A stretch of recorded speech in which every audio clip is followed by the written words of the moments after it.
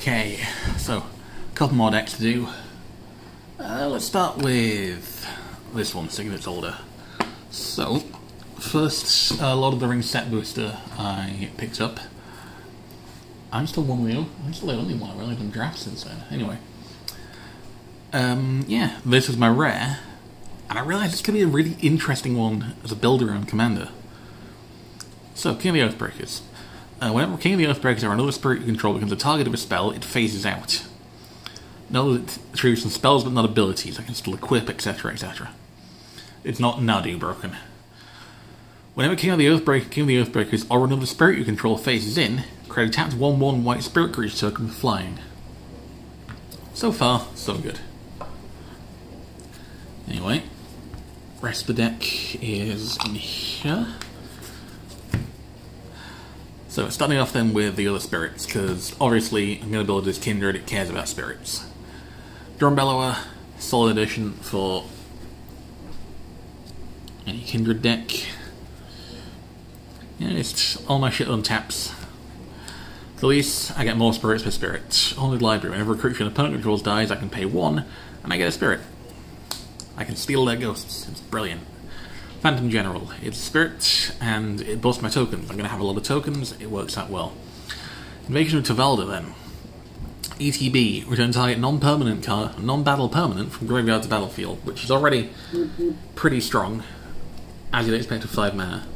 You hit 5 damage into it, and it flips to the Broken Sky. Creatures you control get +1/+0 and have a lifelink. At the beginning of the end step, I get a spirit. Fucking love it. What's not to like?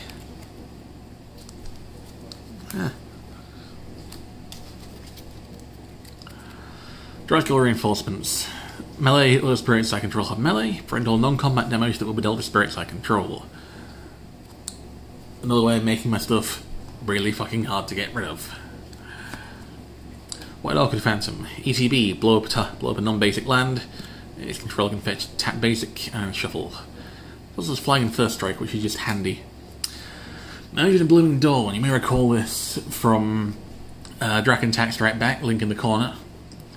ETB with an indestructible counter on it. If cast from a hand, I can remove that counter to create a 1/1 colourless spirit creature token for each permanent I control. Which isn't as many tokens as it will be in Mondrak for obvious reasons, but like, it's still a lot of fucking tokens. You can get some fucking value from this boy. Clarion Spirit, whenever you catch a second spell each turn, you get a ghost. Motherfucking Kaya. Now, when it comes to Planeswalkers, Karn is admittedly my outright favourite, but shortly behind him is Kaya. Because she was the first one I managed to ult. And we'll get there when we get there, okay? So, creature, +1. Creatures you control gain death touch in the end of turn, put a 1/1 counter on up to 1 type creature you control. Yeah, I managed to tick that up a few times in the game, without anyone really checking what her other abilities were. Until end of turn, if 1 or more tokens were created under your control, twice that many of those tokens are created instead. Can be pretty fun in the right circumstances. And you can neg-6 her to exile all cards from all graveyards, and create a 1/1 white spirit creature token with flying for each card exiled this way. I hit this against a self-mill deck. Yeah, it was friend of the channel Toru's Pelucrinus Reborn deck that basically cares about getting Hydras in graveyard, so that it can basically getting X-cost Hydras in graveyard, so that she can recur them, which gets stuff from Pelucrinus, and then they immediately die. Which, if memory serves, also the Pelucrinus things. I forget the specifics, but like, under the right circumstances, it's the hell of a deck to behold. Really cool. And I still lost to it. But I don't care. I created like 50 summon I created like 50 summon ghosts at once. It was amazing. Shadow Summoning. At the other end of the spectrum, you get 2 of them. Oath of the Grey Hosts. Probably next cut from the deck, to be fair, just because like, I've only ever hit this when I'm playing 1v1, and I don't know what's up with that. You and target opponent each create a food token. Each opponent loses 3 life, create a trade token. Create 3 tapped 1/1 white spirit creature tokens with flying. not bad. It's still good, you know. It's good. It's worth it for the spirits and for the flavour, more importantly. Being Oath of the Grey Host, than the guy what did not follow that oath. So, Geist-Honored Monk. It gets big when I have more stuff. That gives me ghosts. Path of the Ghost Hunter. Sure, let's get some more Kaya in there. It's just a simple X cost that gives me a bunch of ghosts. Moonshaker. It's a win con basically. This used to be in Dragon Tap Strike Back. I figured that I had enough going on in terms of win cons. This deck needed a little more. And basically it means that my board is big and evasive. And tricky to deal with. Very fun card. Twilight Drover. Whenever a creature token leaves the battlefield, it gets a 1/1 counter. I can pay 3 and remove a counter to get 2 spirits. It's just handy. Release to memory, yeet target's opponent graveyard, and get some ghosts. Call Surprise Witness. Now, there is one very specific target for this card. And it's Teysa, who was called as a Surprise Witness. Even right here in the artwork. Because note that, target creature mana value 3 or less. She has a legal target for it. It's a massive flavour win. It's also very funny to do. Anyway, yeah, there's enough legal targets to really warrant running this. Usually they're already spirits, but it doesn't really matter. Anyway. Yeah, this taste then... It encourages me to attack, and it gets me some trade tokens, I guess some clue tokens, which in turn get me card draw, and ghosts. Nikuona, we're getting... she's kind of removal, kind of spirits. Basically, ETB, blow up an enchantment. And whenever I play a spirit or arcane, I think there's like 1 arcane in this deck, so you never know. You may return Nikuona to its owner's hand. Useful enough. Let's grab another chunk here. Okay, yeah, this is the rest of the non-lands. So after the Storyteller, get some more spirits. Ethereal Absolution. Last game I played, I managed to get this on board and really fuck people over. Because there were 2 more token decks at the table, and the stuff entered with power toughness 0 and just fucking died. It was amazing. In the end, I took pity on them and blew up my own enchantment to deal with someone else's enchantments. And then phased out the entire board, which we'll get to in a moment. But again, took pity and let everyone else sack their commanders first, so they weren't just screwed out. Because it kind of feels bad if you're the only one playing the game, you know? It cost me the game, but like, you know, it was still fun. It's nice being the villain sometimes. Ethereal Absolution, there's the thing we just talked about. Anduril Flame of the West. I get ghosts whenever a creature attacks. It's very useful. Intangible Virtue, it just boosts my tokens. Another Teysa, gives my tokens Vigilance, Lifelink. I don't think there's much that triggers them death, but like, Devouring Greed. This basically is player removal. Oh, hey, it's an arcane as well. This is basically player removal if I get a big enough board. Additional cost of sacrifice Devouring Greed, and I sacrifice any number of spirits. Target player loses 2 life plus 2 life for each spirit sacrifice. This way you gain that much life. If it comes down to 1v1, this is basically a win the game button, if my deck is doing well enough. Speaking of doing well enough, or speaking of getting all the spirits, Isochron Scepter. So, Imprint. Whenever it comes into play, you can remove an instant with CMC 2 or less in your hand from the game. Basically, exile it imprinted on this. I can copy it without paying its mana cost for 2 mana and tap. What are my targets for that? Remedy. For the next 5 damage this turn, divide any way among... for the next 5 damage this turn, divide any way you choose among any number of target creatures and/or players. Note that this only targets up to 5. Right, you can target 5 creatures to prevent 1 damage to each of them. You can target 2 creatures to prevent 2 and 3, 1 and 4, whatever.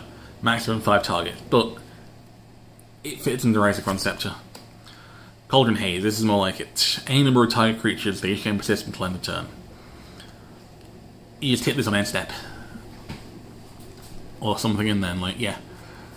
You Gucci. Tocco del Tenebre. Touch of Darkness. Basically, any number of target creatures become black until end of turn. Porta del Paradiso, the unfortunately named Heaven's Gate. Same thing but in white. Color wash cycle, we're finding uses for it here. Scapegoat, I can sacrifice a creature to return any number of target creatures I control to owner's hand. So all of those fit under Ice Conceptor, all of those multi-target, and on-target with my commander on the board, all my spirits fade out. Can you see where this is going? It's really fucking fun. So, Haystack. Target creature control phases out. A little slow, but still useful. Eerie Interlude. Yeah, it's a one and done, but it still targets my entire board. Semester's End, same thing. Out of Time is a very fun one. Because Out of Time eats the entire board and phases it all out. So, theoretically speaking, you're getting everyone's commanders with this in the average game, meaning that everyone but you is going to have an incentive to remove this. But the thing is, you will also have an incentive to remove this, because you will have a large number of spirit tokens phased out with this. Which means that when this leaves the battlefield, they all phase back in. And when they phase in, you get more ghosts. Very fun, highly recommended. There's also a really fucky combo with this that friend of the channel, Marcy, introduced me to, where if you use this in Starfield of Nyx, this phases itself out as well, meaning that everything on... which means that all creatures are just permanently phased out. No one's getting their commander back with this one. So, Guardian of Faith, EDB, phase out a bunch of my stuff. And it has Flash, crucially.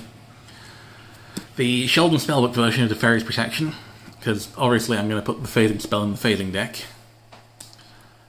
And the ramp stuff now. Sadbot, Signet, Sol Ring, Rock, Ball. Yeah, that's about it really. Might throw in Talisman at some point, we'll see. So, Root Bond defenses. Populate creatures control gain instructable climb turn. Nice bit of board wipe prevention. Generous Gift. Importantly, hits target permanent. Garrett's Wake, board wipe, but it leaves your stuff intact. Feed the Swarm. It hits creatures or enchantments. It's versatile like that. Path to Exile, you know what it is. Cleansing Nova. I can blow shit up. Plowshares, you know what it is. Anguish Unmaking hits anyone on permanent. Rather useful. Despark hits any... well... in theory any permanent, but in practice lands don't have mana value, so permanents. Mana value 4 or greater. Or non-land permanents. Austere Command, blow some shit up. Kai's Guile.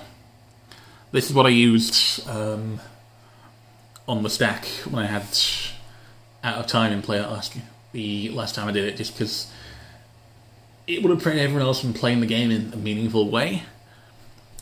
So I just gave everyone the opportunity to sack their commanders instead. And also got an extra token to phase out.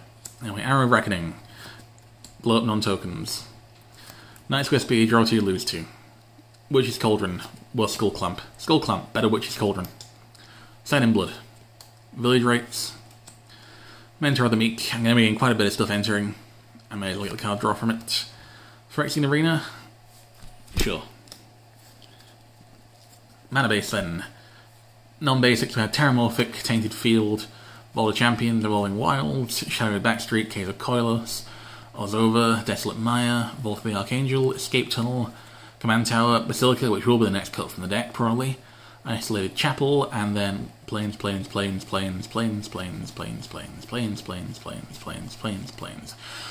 Swamp. Anyway. Yeah. That has been Spirit Bomb.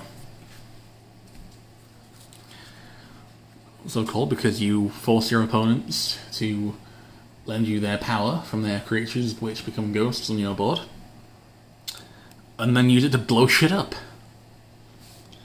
Anyway, not the strongest deck I have, but one that I'm kind of comfortable with the power level. It's nice to have something a little less refined that plays a little fairer against, like, newer players who maybe just have precons or just slightly upgraded precons, while still presenting a really interesting gameplay experience, because, like, it's a commander that's uniquely difficult to interact with, and I have seen people get around it before. but it's tricky to deal with in a way that makes games pretty interesting. Anyway, I'll see you next week when we transform and roll out. Oh shit, I forgot the tokens. So we have regular spirit, and then some great spirit tokens. And a regular spirit and some great spirits. And then a couple more another regular spirit and another great spirit, because bearing in mind, we are still a Bionicle channel. Although it doesn't fucking feel like it. Yeah. Prime time.